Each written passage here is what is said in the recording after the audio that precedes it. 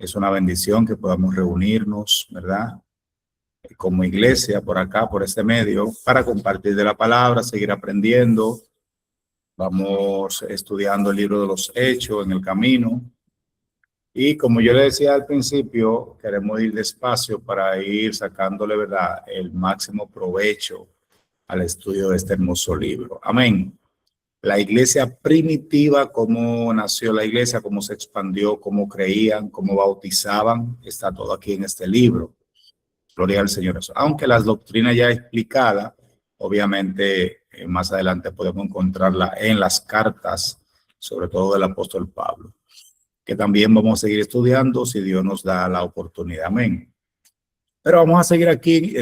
Voy a hacer una síntesis de la primera sección del libro de los Hechos, que son los primeros 9 capítulos, y a partir de aquí el libro de Hechos da un giro un poquito inesperado, pero que ya obviamente para Dios estaba en su propósito, con la predicación a los gentiles.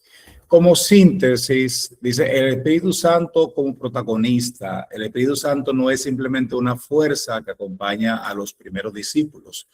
Es el motor que mueve los acontecimientos de la vida y obra de la iglesia. Lógicamente, es el motor de la iglesia, es el que va guiando la iglesia y debe ser así aún en nuestros días. La iglesia no opera bajo su propia autoridad, sino bajo la dirección del Espíritu. Milagros y prodigios. Los milagros no son meramente espectaculares, sino signos que apuntan al poder de Dios y las señales que siguen a los que han creído.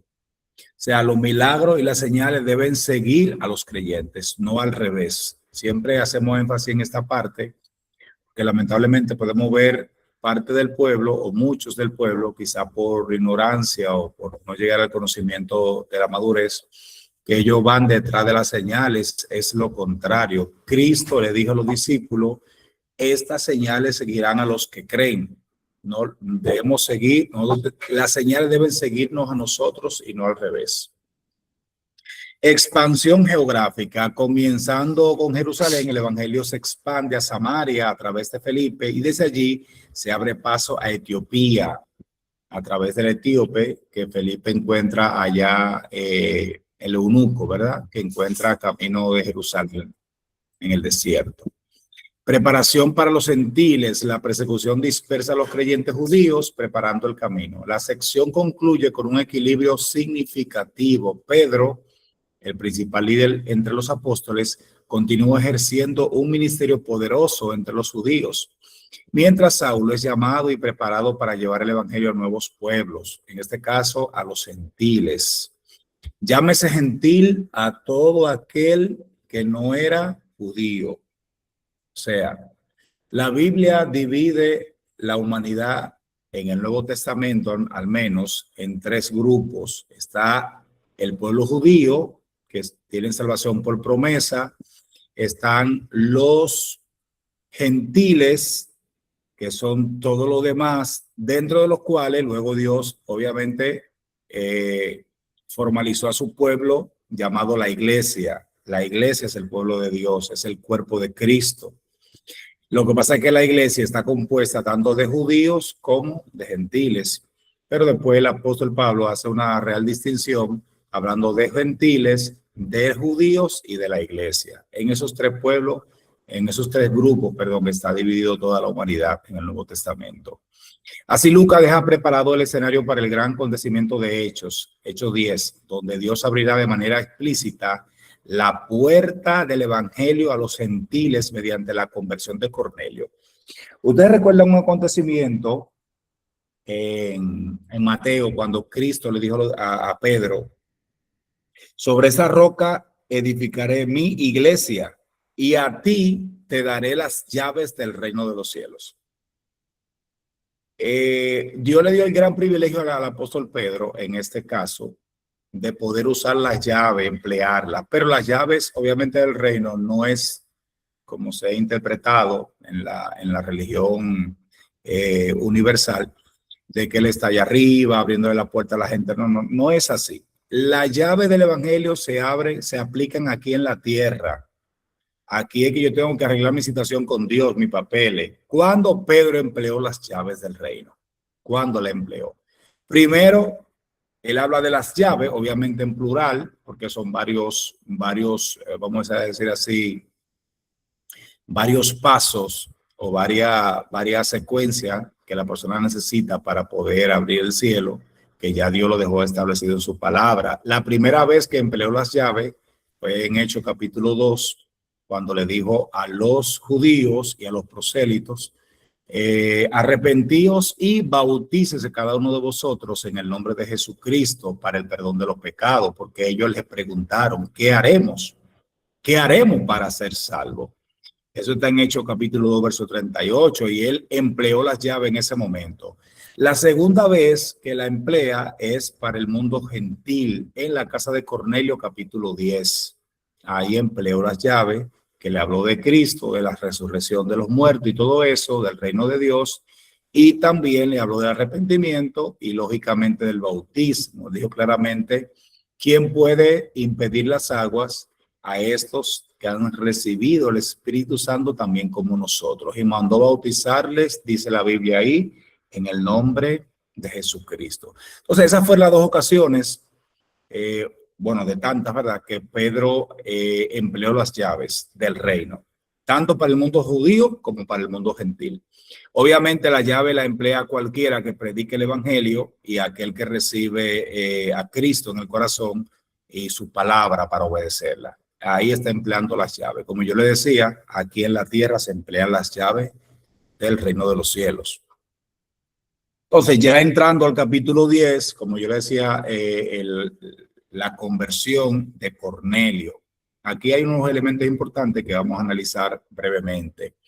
Expansión al mundo gentil. A partir del capítulo 10, el mensaje del evangelio deja de ser un movimiento compuesto mayoritariamente de judíos y samaritanos para convertirse en un mensaje universal. Dios demuestra que no hace acepción de personas y que la salvación en Jesús está disponible para todo aquel que cree.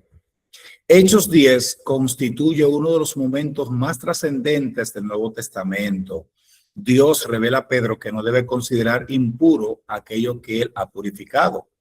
Paralelamente, prepara a Cornelio, un centurión romano temeroso de Dios, para escuchar el mensaje. Algo muy importante, hermano.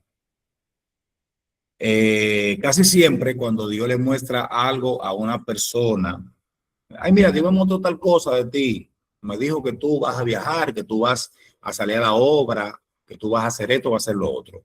Dios también, lo lógico es que hable con esa misma persona. Amén. Eso es lo lógico. Si Dios lo va a llamar a algo, si Dios le va a entregar un ministerio, Dios a esa persona también le va a hablar porque también es hijo de Dios. Estamos hablando de los cristianos, obviamente. Entonces, no puede ser que Dios me revele tanta cosa de una persona a mí y a esa persona no le diga nada. Eso no es tan coherente. Dios trató con el apóstol Pedro en esa visión, capítulo 10 de los Hechos. Ustedes deben leer todo el capítulo y analizarlo. Lo que pasó con el lienzo que él miró en la visión, que le decía mata y come. Pero también Dios también comenzó a tocar la puerta y hablar al corazón de Cornelio en su casa, porque era un varón piadoso, a pesar de que no se había convertido, no se había bautizado, era piadoso con toda su casa, oraba a Dios siempre, ayunaba, ¿verdad? Y Dios estaba tocando su corazón de esa manera, amén. Pero ya Dios le había mostrado que llegaría un hombre que mandara a buscar a Pedro que estaba por allá. Hechos 10 constituye, ya yo le decía, ¿verdad?, para escuchar el mensaje de Cornelio, que era un centurión, era una persona importante, un centurión, era el jefe de una centuria de soldados romanos. Hasta ese momento, los que habían creído eran judíos, samaritanos o prosélitos. Miren aquí algo importante. ¿Quién eran los prosélitos? Los prosélitos eran los que venían del mundo gentil, pero que se habían convertido al judaísmo. Por ejemplo, el mismo etíope que iba a Jerusalén a adorar en la fiesta, ya era un prosélito. ¿Por qué? Porque aunque era africano, era un gentil, pero se había convertido al judaísmo. O sea, había jurado por esa había adoptado la creencia de los judíos, había recibido la Torá, las enseñanzas, de seguro también que lo habían circuncidado porque eso era parte del rito físico para que una persona entrara a las filas del judaísmo. Ellos lo tomaban y lo preparaban, lo doctrinaban, como decimos nosotros, y lo circuncidaban. Entonces, los que habían creído hasta el capítulo 10 de los Hechos, el capítulo 9 específicamente, eran todos judíos o prosélitos. Como yo le decía, ya el prosélito era un judío convertido, un gentil convertido al judaísmo. Gloria al Señor. O eran samaritanos que eran medio judíos, ¿verdad? Eso eran como medio del pueblo. Por eso el caso de Cornelio tiene un carácter representativo. Es un gentil incircunciso cuya conversión demuestra que Dios ha abierto las puertas a todas las naciones. Como decía al principio, las llaves del reino se emplearon allá. Gloria al Señor Jesús.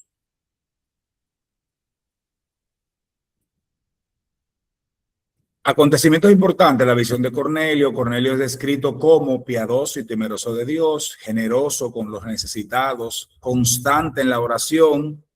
Pero a pesar de esto, Dios ordena que mande a buscar un mensajero para que le hable del evangelio de Cristo. Hechos 10:31. Vamos a leer un poquito. Y esto yo lo resalté ahí o lo puse ahí por algo. Porque hay gente que dicen a ti, yo no necesito a nadie para yo creer en Dios. En mi casa yo me puedo salvar. Dios a mí también me puede hablar. Yo en mi casa oro, tengo la Biblia. Eso es una media verdad. Eso es una media verdad. Porque Dios obviamente te escucha. Ahora, Dios, si tú quieres someterte a Dios realmente, si quieres obedecer su palabra, tú tienes que estar unido al cuerpo de Cristo. El cuerpo de Cristo no va separado de la cabeza. Miren que Saulo perseguía a la iglesia y el Señor le salió como la cabeza. La iglesia era el cuerpo, los discípulos eran el cuerpo de Cristo y le salió la cabeza. Y él le dijo, ¿por qué me persigues? ¿Por qué me persigues? Pero él estaba persiguiendo a los discípulos. Obviamente la cabeza va unida al cuerpo. Entonces, una persona en su casa, si realmente tiene una conversión y quiere agradar a Dios, necesita congregarse, necesita pertenecer al cuerpo de Cristo. Porque mira cuán bueno y cuán delicioso es el que estén los hermanos juntos en armonía. Nos juntamos como cuerpo de Cristo, a alabar a Dios, a escuchar su palabra, adorarlo por todas las bendiciones que nos ha dado, por la grandeza de su poder y por todo lo que él es. Entonces a Cornelio le pasó lo mismo. Él estaba en su casa, estaba orando, estaba con toda su familia, ayunando, era un hombre, dice la Biblia, piadoso. Vamos a leer un poquito. Dice capítulo 10, verso 1. Había en Cesarea un hombre llamado Cornelio, centurión de la compañía llamada La Italiana, piadoso, dice acá, y temeroso de Dios con toda su casa, y que hacía muchas limosnas al pueblo y oraba a Dios siempre. O sea, una persona que a veces ni nosotros llegamos a tantos requisitos como lo muestra la Biblia de Cornelio. Pero aún así, Dios le dijo, mira, tus oraciones y tu limosna han llegado en memoria delante de Dios.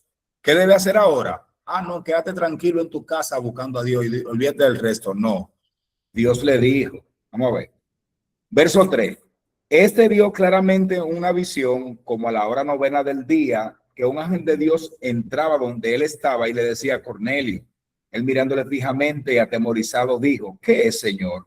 Y le dijo, tus oraciones y tus limosnas han subido para memoria delante de Dios. ¿Qué le dijo en el verso 5? Envía pues ahora hombres a Jope y haz venir a Simón, el que tiene por sobrenombre Pedro. Este posa en casa de cierto Simón el curtidor, que tiene su casa junto al mar. Él te dirá lo que es necesario que hagas. Yo pregunto, pero si él era temeroso de Dios con toda su casa, si era piadoso, si daba limosna, si oraba y ayunaba, entonces, ¿por qué había que decir lo que había que hacer? Porque ya lo sabía. Es que era necesario. Habían cosas que él no sabía, obviamente, de la palabra, de la escritura, de cómo es Dios, de cómo es su carácter, de cómo hay que adorarlo, de buscarlo. Entonces, él necesitaba instrucción y pertenecer vuelvo y digo, al cuerpo de Cristo. Necesitaba ser bautizado en el nombre de Jesús, como dice la Biblia. Amén. Entonces, eso cuando una gente le diga así, mira, tu opinión realmente es válida, pero para ti, pero bíblicamente tú necesitas pertenecer al cuerpo de Cristo, obedecer la palabra de Dios, y para eso necesitas integrarte al cuerpo, no ser una rueda suelta, no, tiene que estar integrado. Y entonces Pedro le explicó cuando llegó allá todo lo que tenía que hacer para poder agradar a Dios como Dios dice, porque no es como yo pienso, hermano, no es como nosotros pensamos. No te apoyes en tu propia prudencia. No te apoyes en tu propia prudencia. No debemos hacer eso. Es como Dios ha dicho. Pedro dice, con el derramamiento del Espíritu Santo, Dios muestra que quiere alcanzar también a los gentiles para la salvación. Pedro dice que no se debe impedir el bautismo en las aguas a quienes han recibido el Espíritu Santo. Lógicamente, eso fue una forma de Dios demostrar que Dios estaba dando salvación y arrepentimiento también a ellos. Los nuevos creyentes son bautizados en el nombre de Jesucristo. Vamos a leer el verso 43. Dice, de este, hablando de Cristo, viene hablando el apóstol Pedro, dan testimonio todos los profetas, que todos los que en él creyeren recibirán perdón de pecados por su nombre. Amén. ¿Cómo? Por su nombre. O sea, hay que invocar el nombre. No es un capricho de nosotros, es la Biblia que lo dice. Mientras aún hablaba Pedro estas palabras, el Espíritu Santo cayó sobre todos los que oían el discurso.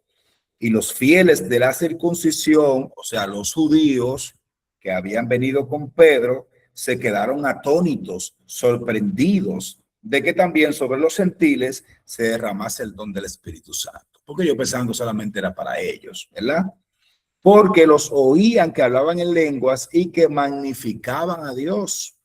Entonces respondió Pedro, ¿puede acaso alguno impedir el agua para que no sean bautizados estos que han recibido el Espíritu Santo también como nosotros? ¿Acaso puede uno impedir el agua? ¿Quién soy yo para impedirlo? No. Y mandó bautizarles en el nombre del Señor Jesús. ¿Cómo lo mandó a bautizar? En el nombre del Señor Jesús. Entonces le rogaron que se quedase por algunos días. Y así Dios abrió la puerta al mundo gentil para que también obtuvieran la salvación. El evangelio debe proclamarse sin prejuicios ni discriminación. No importa, no, es que este es de tal nación, no, que hay no, nada. Cualquier nación, de toda nación, toda lengua, todo pueblo, dice la Biblia, bajo el cielo, estaban ahí ante el trono de Dios, que se habían salvado. Dios puede derribar barreras culturales, sociales y religiosas para cumplir su misión. La iglesia está llamada a recibir con gozo a todo lo que Dios llama a la fe. Aleluya. Debemos estar dispuestos a eso, porque eso está en el corazón de Dios, recibir a todos. Amén. Gloria al Señor. No importa la cultura, el idioma o la idiosincrasia de la persona. Claro, hay que explicarle lo que es el evangelio. No se puede dejar tal como está. Gloria al Señor. Entonces, entremos de una vez al capítulo 11 y seguimos adelante. Las preguntas, hermano, apúntelas para el final y así aprovechamos mejor el tiempo. Pedro regresa a Jerusalén y explica por qué entró en casa de un gentil, porque comenzaron a cuestionarlo. ¿No? Los judíos eran tan celosos de su costumbre. ¿Cómo tú te pones a comer y a compartir con esa gente que son inmundas? Después de escuchar su testimonio, la iglesia reconoce que Dios también ha concedido el arrepentimiento para vida a los gentiles. Eso está en el capítulo 11. Más adelante, Lucas narra el crecimiento de la iglesia en Antioquía.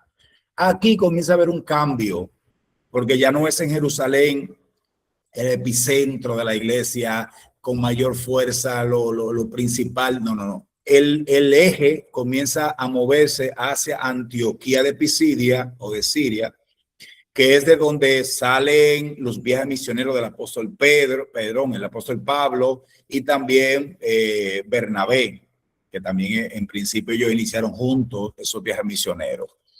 Desde ahí comienza a expandirse el evangelio a toda Asia Menor y a todo el mundo gentil, a Roma y a todos los pueblos que pudo llegar el apóstol Pablo. La iglesia en Antioquía va tomando protagonismo cuando Bernabé y Pablo se radican allí. Vamos a leer, estamos en el capítulo 11. Amén. Pero algo importante que quiero resaltar antes de entrar a esa parte, y está en el mismo capítulo 11, los primeros versículos. Miren cómo dice: oyeron los apóstoles y los hermanos que estaban en Judea, eran judíos, ¿verdad?, que también los gentiles habían recibido la palabra de Dios. Y cuando Pedro subió a Jerusalén, disputaban con él los que eran de la circuncisión, diciendo: ¿por qué has entrado en casa de hombres incircuncisos y has comido con ellos?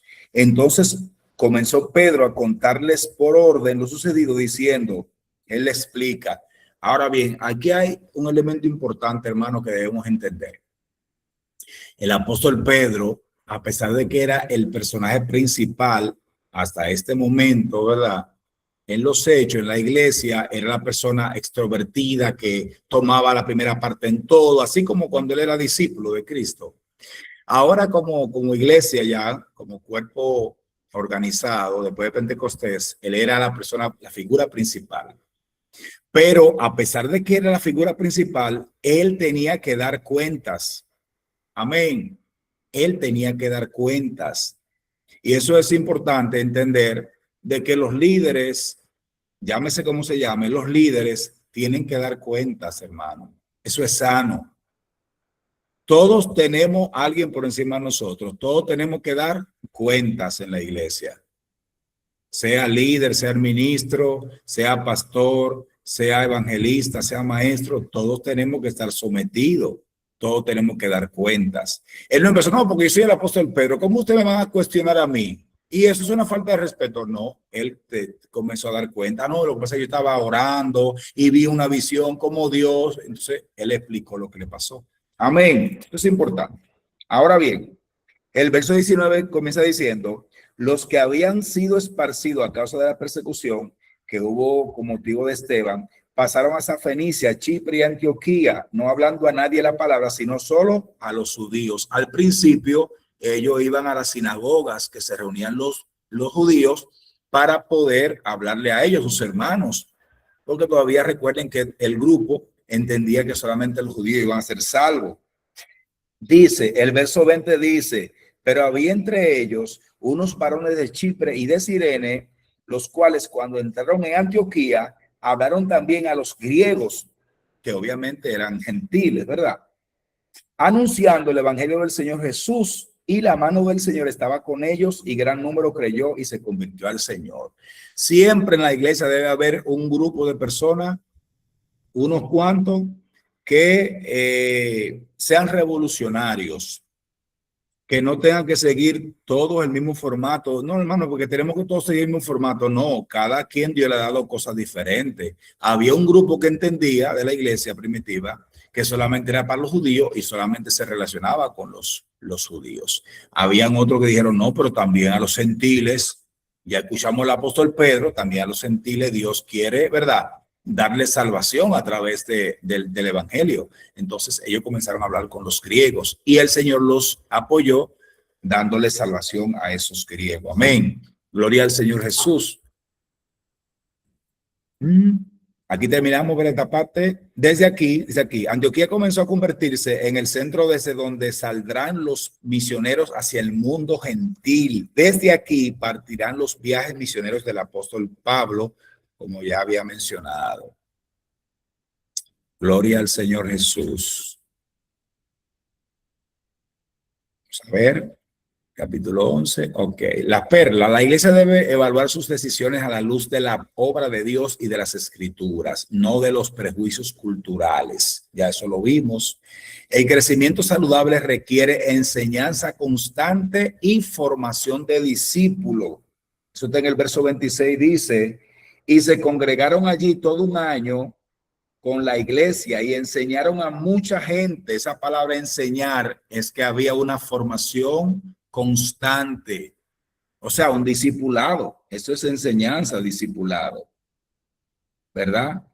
Y a los discípulos se les llamó cristianos por primera vez precisamente aquí en Antioquía. La iglesia dice, el crecimiento saludable requiere enseñanza constante y formación de discípulos. La iglesia debe estar creciendo siempre. Por eso es que el discipulado en la iglesia no se debe acabar. Al contrario, debe fortalecerse, debe crecer. Varios grupos de discipulado. Porque tenemos a los que están empezando, que hay que discipularlo, a los que iniciaron ayer, a los que llevan 10 años, hay que discipularlo, a los más viejos también hay que seguirlo discipulando. Todos necesitamos ser discipulados. La cooperación entre iglesias o entre congregaciones fortalece el testimonio del evangelio. Vamos a ver, en aquellos días unos profetas descendieron de Jerusalén, verso 27, a Antioquía. Levantándose uno de ellos, llamado Agabo, daba a entender por el Espíritu que vendría una gran hambre en toda la tierra habitada, la cual sucedió en tiempo de Claudio. Entonces los discípulos, cada uno conforme a lo que tenía, determinaron enviar socorro a los hermanos que habitaban en Judea. O sea, comenzaron a ser solidarios con otras congregaciones, lo cual en efecto hicieron, enviándolo a los ancianos por mano de Bernabé y de Saulo. Gloria al Señor. La identidad cristiana debe reflejar una vida transformada por Cristo, obviamente. Eso no se puede quedar. Gloria al Señor Jesús. Entremos al capítulo 12, que vamos resumiendo, pero lógicamente algunos elementos los vamos resaltando. La soberanía de Dios sobre la persecución. Hechos 12 constituye el cierre del ministerio predominante de Pedro. En la narrativa de Lucas, a partir del capítulo 13, el protagonismo recaerá principalmente sobre Pablo y la expansión del evangelio en el mundo gentil. Herodes Agripa inicia una persecución contra la iglesia, manda a ejecutar a Jacobo, hermano de Juan, y al ver que esto agradó a los líderes judíos, ordena el arresto de Pedro con la intención de ejecutarlo después de la Pascua. Oye, ¿cuáles eran las intenciones de Herodes, el rey Herodes? Eran, de verdad que eran perversos. Sin embargo, Dios responde las oraciones de la iglesia enviando un ángel para liberar a Pedro. No obstante, los hermanos no creyeron cuando Pedro fue a la casa. Esto me recuerda algo. Vamos a leer ese verso rápido. Estamos en el capítulo 12, cuando dice Jacobo muerto, Pedro encarcelado, ¿verdad? Dice, y cuando Herodes le iba a sacar, o sea, al apóstol Pedro que estaba preso, verso 6, aquella misma noche estaba Pedro durmiendo entre dos soldados sujeto a dos cadenas, y los guardas delante de la puerta custodiaban la cárcel. Y aquí que se presentó un ángel del Señor y una luz resplandeció en la cárcel, y tocando a Pedro en el costado, le despertó diciendo, levántate pronto, y las cadenas se le cayeron de las manos. Le dijo el ángel, cíñete y átate las sandalias, y lo hizo así. Y le dijo, envuélvete en tu manto y sígueme. Saliendo le seguía, pero no sabía que era verdad lo que hacía el ángel, sino que pensaba que veía una visión. Habiendo pasado la primera y la segunda guarda, llegaron a la puerta de hierro que daba a la ciudad, la cual se les abrió por sí misma, o sea, sola. Y salidos pasaron una calle y luego el ángel se apartó de él. Entonces Pedro, volviendo en sí, dijo, ahora entiendo verdaderamente que el Señor ha enviado su ángel y me ha librado de la mano de Herodes y de todo lo que el pueblo de los judíos esperaba. ¿Qué esperaba el pueblo judío? Que lo ejecutaran como a Jacobo. Y habiendo considerado esto, llegó a casa de María, la madre de Juan, el que tenía por sobrenombre Marcos, donde muchos estaban reunidos orando. Cuando llamó Pedro a la puerta del patio, salió a escuchar una muchacha llamada Rode, la cual, cuando reconoció la voz de Pedro, de gozo no abrió la puerta, sino que corriendo adentro, dio la nueva de que Pedro estaba en la puerta, y ellos le dijeron, estás loca, pero ella aseguraba que así era. Entonces ellos decían, es su ángel. Vamos, esto me causó mucha risa porque yo digo, ellos estaban, hermano, ellos estaban orando por la persecución, y por el apóstol Pedro estaban orando para que Dios lo liberte, para que Dios meta su mano. Entonces resulta de que Dios envió un ángel, abre la cárcel y el apóstol Pedro se presenta donde están los hermanos orando. Y ellos no lo creen. Están orando porque Dios haga un milagro. Dios lo hace y ellos no lo creen. Entonces, ¿para qué están orando? Así mismo pasa con nosotros a veces. O sea, estamos orando por algo y cuando Dios lo hace el milagro, entonces nosotros nos sorprendemos, pero sí estamos orando por eso. Eso le pasa como, no sé si me están escuchando. Alguien, por favor, que diga gloria a Dios allá. Gloria a Dios, así es.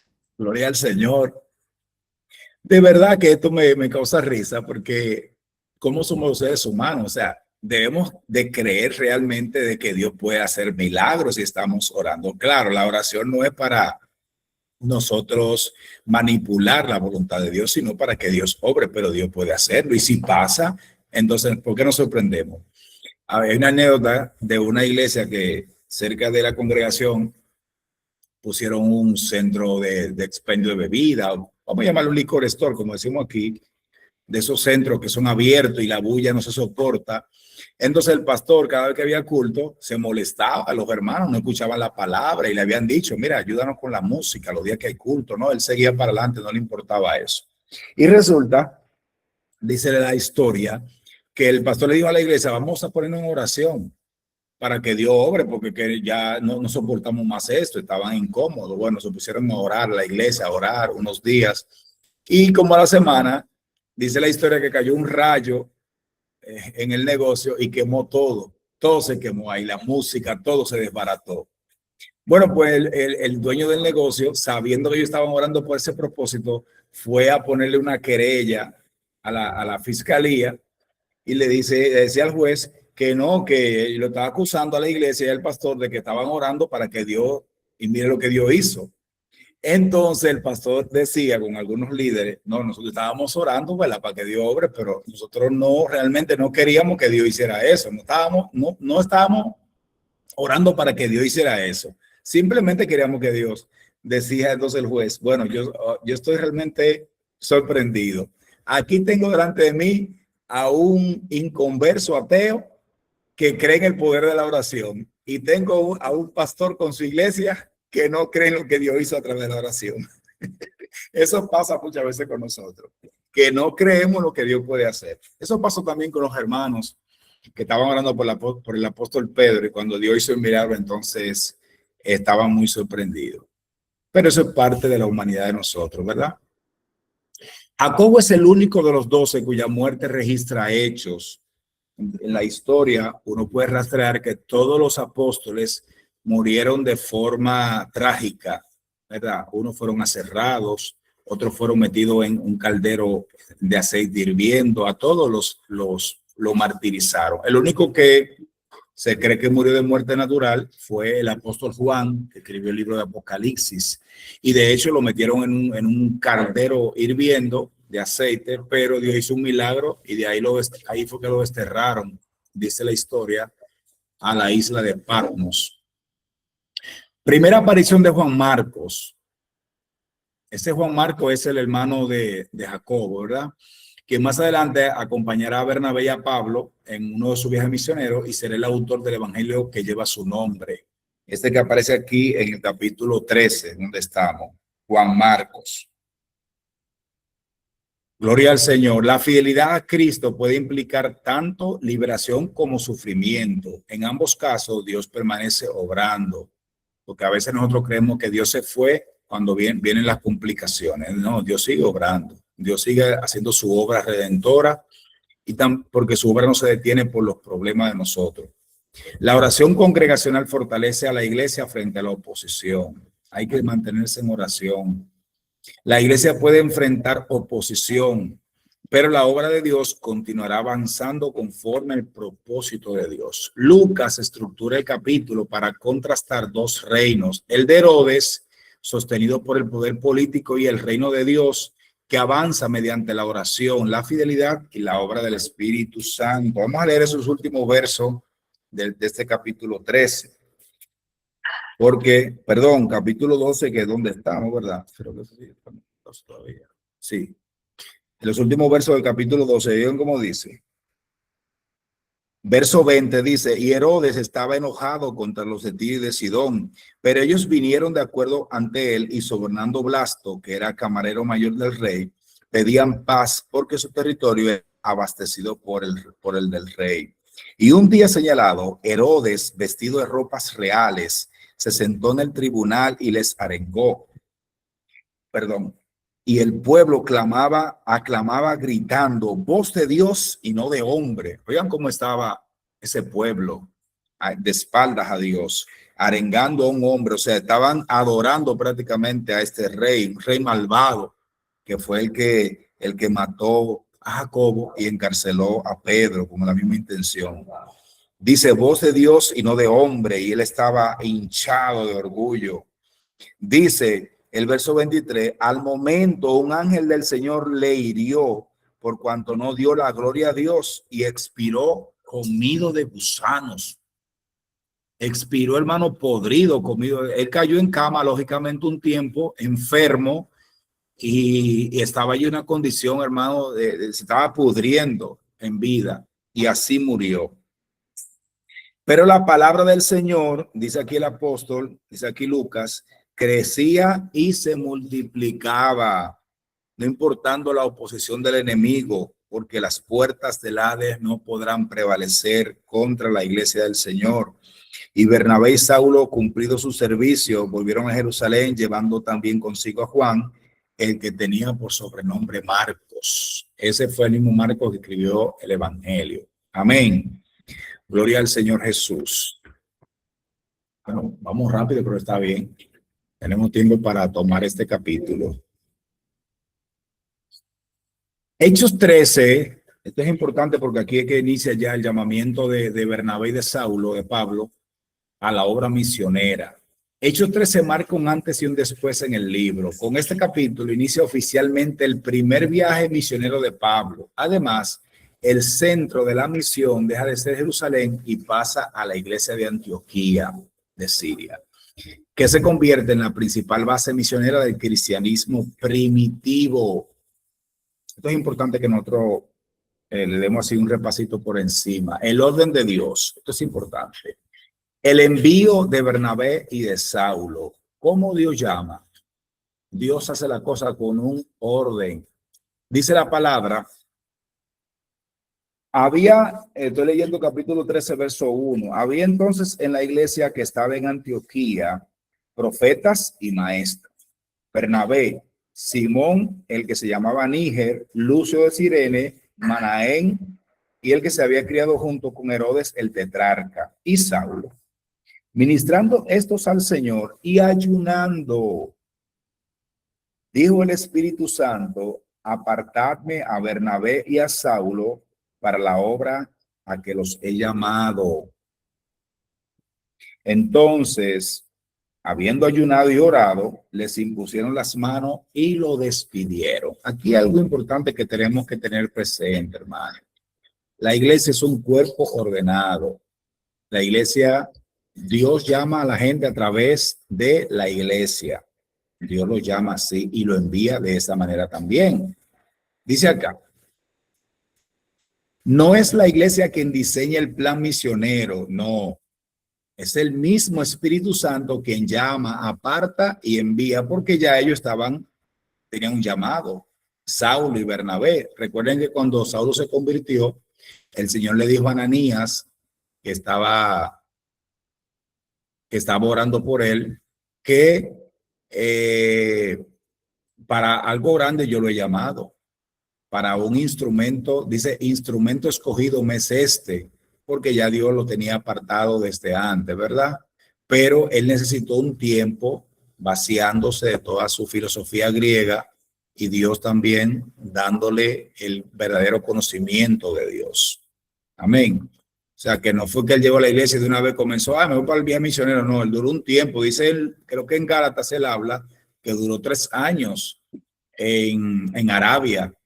Y ahí estaba Dios, dicen los comentaristas bíblicos, que estaba ahí Dios vaciándolo y limpiándolo, para luego entonces, ¿verdad?, llenarlo del conocimiento de la palabra realmente, aunque él conocía la Torá, era un criado a los pies de Gamaliel, pero necesitaba entender cuál era la interpretación a partir de Cristo de esa Torá.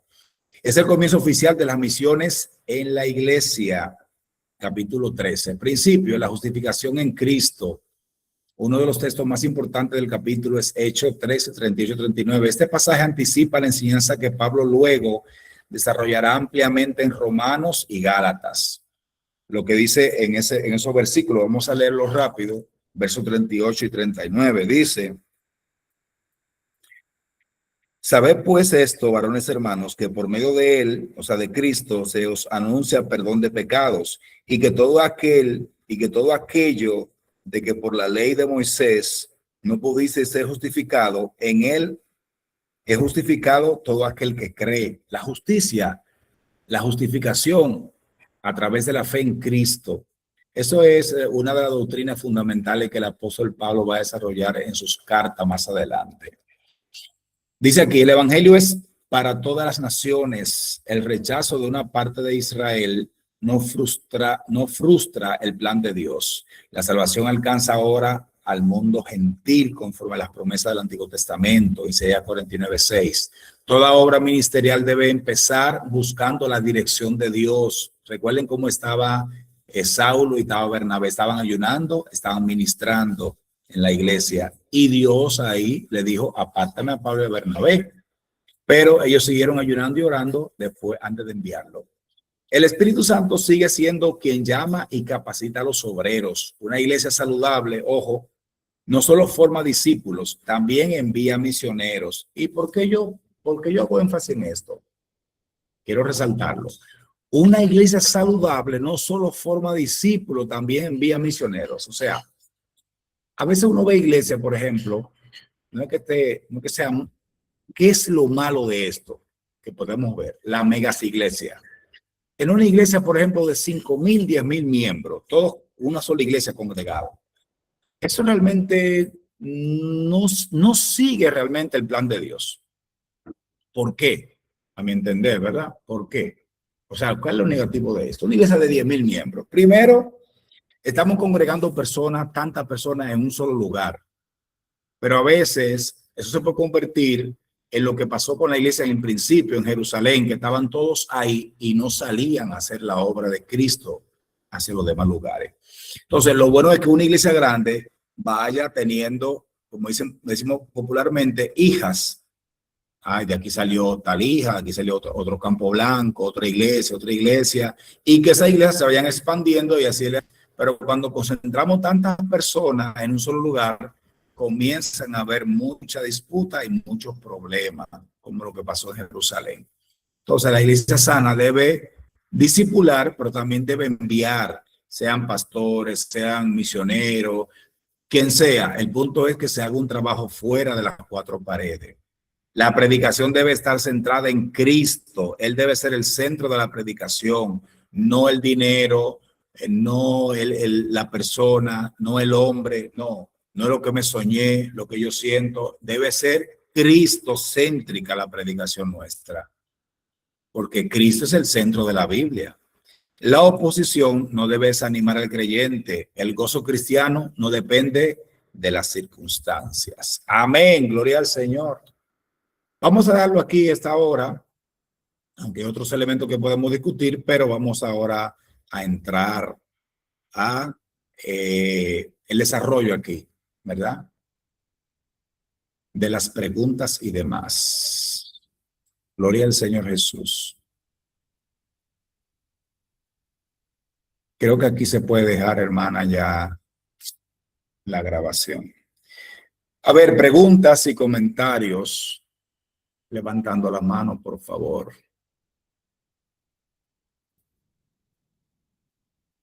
A ver, hermano Julio Adonis. Amén. Dios le bendiga, hermano Babel, y a todos los que están conectados. Amén. Yo he anotado algunos puntos, hermano Babel, bastante interesantes del estudio. Y así de forma rápida, voy a hacer mención de algunos, por ejemplo, de El primero es el símbolo de la llave. Cuando usted mencionaba acerca de que Pedro había soltado la llave, hay una parte en donde Jesús reprende a los escribas, que él le dice, vosotros habéis quitado la llave de la ciencia. O sea, en el libro de Lucas, creo que capítulo 11, versículo 15, ustedes no entran, pero tampoco dejan que los demás entren. Parecería ser, bueno, en base a lo que usted mencionaba, de lo que cuando Pedro soltó la llave en múltiples ocasiones, en el libro de Hechos 2, en el libro de Hechos 10, entonces la llave parecería ser, bueno, pudiese decir entre comillas, un símbolo de conocimiento, en este caso del conocimiento de la verdad, porque eso fue lo que Pedro dijo, realmente. Él mostró la verdad que es Cristo. Por otra parte, la diferencia entre un prosélito y un temeroso de Dios, que es claramente definido en el libro de Hechos, capítulo 10, cuando este hombre llamado Cornelio, vemos la vida que él tenía, pero en ningún momento él había abrazado en lleno, como lo había abrazado, por ejemplo, un prosélito que debía de circuncidarse. Él posiblemente asistía a la sinagoga, él escuchaba posiblemente los estudios que se impartían, pero él no era circuncidado. Por ende, para los judíos, él no era un judío más. Por otra parte, me pareció también interesante que el ángel que se le apareció a Cornelio no le predicó a Cornelio. Y es interesante que Pedro, o bueno, Pablo dice que esto es algo que anhelan los ángeles. O sea, anunciar estas verdades es algo que anhelan los ángeles. Y el ángel no le predicó. Entonces, no sé si usted se ha dado cuenta que no solamente hay una manipulación en el asunto de los sueños, de las experiencias, sino también en el asunto de el ministerio o el servicio de los ángeles.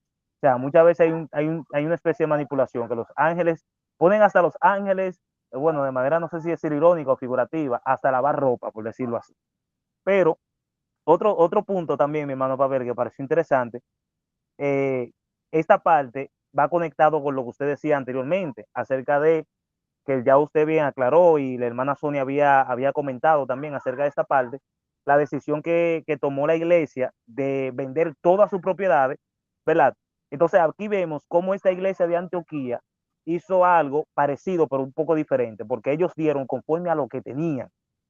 ¿Se entiende? Entonces Pablo claramente dice en una ocasión que cada uno según como haya prosperado, o sea, no por necesidad, sino de manera como voluntaria, porque Dios ama al dador alegre. Entonces ellos vemos que fueron en esta parte al menos un poco más considerados, un poco más sabios, quizás porque no tenían ese conocimiento que tenían los primeros cristianos, los judíos, en el que pensaban que Cristo iba a venir en el momento y para qué entonces atesorar cosas en la tierra, para qué tener, ver la posesión. Y el último punto que me pareció interesante también fue la parte de la elección de Pablo y de Bernabé. Si nosotros nos vamos al capítulo 1 del libro de Hechos, nos vamos a dar cuenta que la elección de Matías es muy diferente a la elección de Pablo y Bernabé, o sea, el método. Matías fue echado por suerte. Ellos tenían una costumbre en el que echaban suerte, no sé exactamente cómo era. En este caso, uno lo que más puede, al menos yo, lo que más puedo utilizar como referencia es el asunto de los dados y ese tipo de cosas para que me puedan entender. No era lógicamente eso, tenían otro método, pero vemos cómo directamente, ya con la llegada del Espíritu Santo, ese tipo de práctica se ve abolida. O sea, ellos no siguen echando suerte, el Espíritu Santo directamente habla, ¿verdad? El Espíritu Santo directamente elige en un tiempo de comunión a lo que era a Saulo y a Bernabé, para entonces mandarlo a la obra que él le había encomendado. Otra cosa que no es que ellos se habían encomendado, porque a veces hay una autodenominación en nosotros, suele haber mucho ese error, que porque queremos quizás ser profeta, porque queremos ser evangelistas, pero el llamado no se, o sea, el llamado más bien como que se recibe. Ellos lo recibieron, se convirtieron, había ciertas capacidades en ellos, sabemos que sí, aunque Pablo claramente dice que nuestra competencia no proviene de nosotros, sino que Dios es quien nos hace competente, pero no podemos negar que habían capacidades en estas personas. Pablo era un erudito, era una gente capacitada, estaba entre los maestros y demás, pero vemos como la elección directamente fue del Espíritu de Dios. Creo que estos puntos me pareció bastante interesante y el estudio de hoy también muy edificante, de verdad que sí. A mí, mi hermano, me agrada que esté pendiente y también, vamos por así decirlo, tomando notas, tanto escritas como mental, de esos puntos que tú quieres resaltar. Muy interesante todo esto. Yo animo a todos los hermanos para que tengan la misma actitud. Es muy bueno porque así uno aprende más.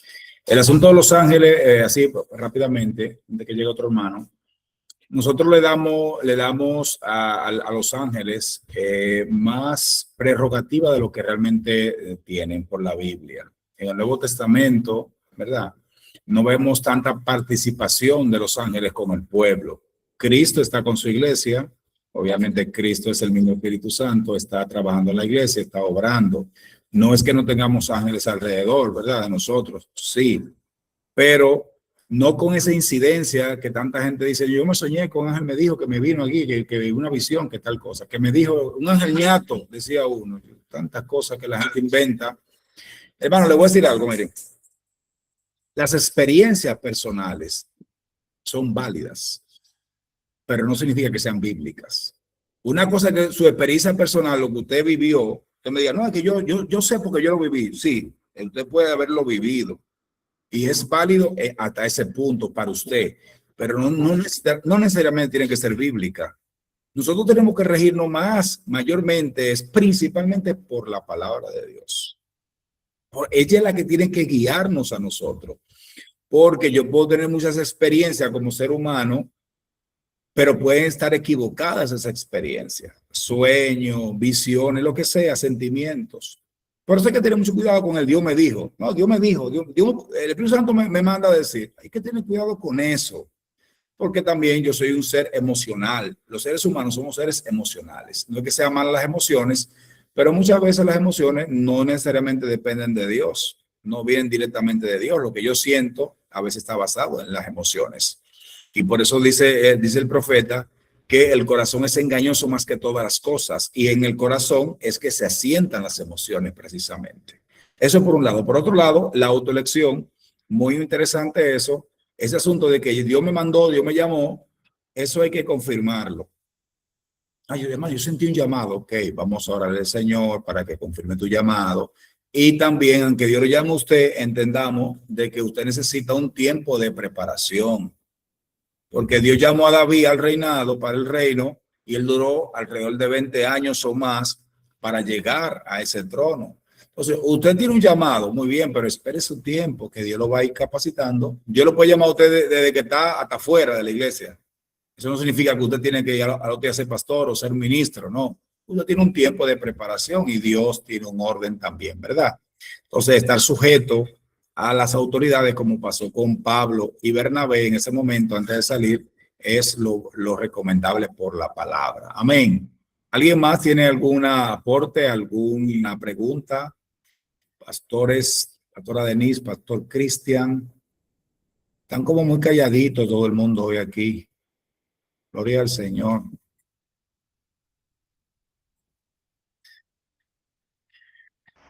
Son Amén, las amén. 8:59. Amén. Dios te bendiga, Dios la bendiga a cada uno de los que están conectados. Amén, No mi tengo hermano. aporte, ninguna pregunta. Bueno, comentario, vamos a ver todo. Todo estuvo muy interesante, he aprendido cosas. Yo siempre aprendo cosas diferentes. Hoy estuvo excelente. Tengo que seguir indagando porque me quedé como que con esa curiosidad de seguir aprendiendo más sobre el tema. Voy a seguir leyendo la historia para ver, porque uno siempre aprende cosas nuevas cuando vuelve y lee otra vez la historia. Siempre hay un punto diferente que no vemos la primera vez. Y eso es todo, seguir aprendiendo y el estudio de hoy estuvo excelente. Amén, amén. Dios es el que tiene el control de todo. Amén. La gloria es para Él. Algo interesante que le voy a decir, aprovechando lo que decía mi hermana Katy, para todos, hermanos, lo que estamos haciendo aquí es un resumen del panorama general de cada capítulo de Hechos, o sea, de los libros que estamos estudiando. No es todo lo que... Miren que yo a veces agarro algunos textos y lo leemos porque quiero resaltar algo. Y los puntos que yo menciono aquí en las diapositivas son puntos ya previamente están ya establecidos del panorama general. Usted entonces necesita en su casa seguir estudiando el libro, leyéndolo. Ay, estamos en el capítulo 13, el que sigue es el capítulo 14. Yo me leo el capítulo 13 en mi casa, lo estudio, lo leo varias veces, hago anotaciones en un cuaderno y entonces también me leo el 14, lo estudio, lo investigo más por ahí. Cuando vengo a la clase ya tengo un panorama general de las cosas. Y aquí entonces dialogamos otros puntos que quizás perdón, usted no ha visto, o quizás sí, y ahí cuadramos. Pero usted no puede quedarse solamente con lo que decimos aquí, no, usted tiene que seguir investigando, porque uno aprende así. Aquí solamente estamos guiando algunos puntos que nos parecen interesantes, ¿verdad? Pero cada quien necesita, cada hermano necesita, ¿verdad? Seguir en su casa, obviamente, indagando más. Amén. Gloria al Señor. ¿Alguien más? Pastor, entonces vamos a permitir que el pastor Cristian termine, o la pastora Denise, si no tienen alguna pregunta o algún aporte, porque ya son las 9. Amén. Para ser prudentes. Amén. Creo que los pastores están Que él está, sí. ella está en el otro compromiso. Muy bien. Sí, por eso no han respondido. Muy bien, excelente. Entonces está bien, ya eso se me había. Vamos entonces a terminar ya. Bueno, alguien está, alguien parece que sí. Entró alguien o sí entró alguien ahí. Bueno, ya nosotros hemos terminado por hoy el estudio, ¿verdad? Porque iniciamos a las 8 en punto y solamente estamos usando 1 hora, 45 minutos, 1 hora de este estudio, y entonces usamos 15 minutos para dialogar. Amén. Siga investigando, siga estudiando el libro de Hechos. Vamos a orar entonces para dejarlo hasta aquí. Y la semana que viene, Dios mediante, continuamos. Amén. Gracias te damos, Señor Jesús. En este momento te damos gracias porque nos ha dado esta oportunidad de poder compartir tu palabra, de poder hablar de tu grandeza, mi Cristo.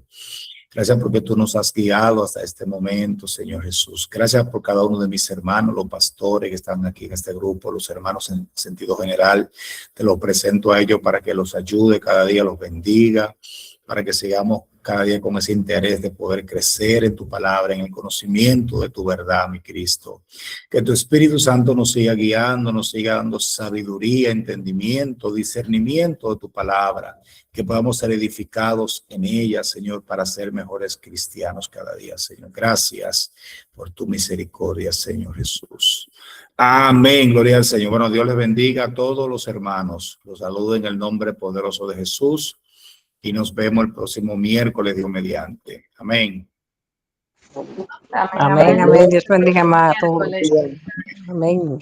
Dios le bendiga a todos.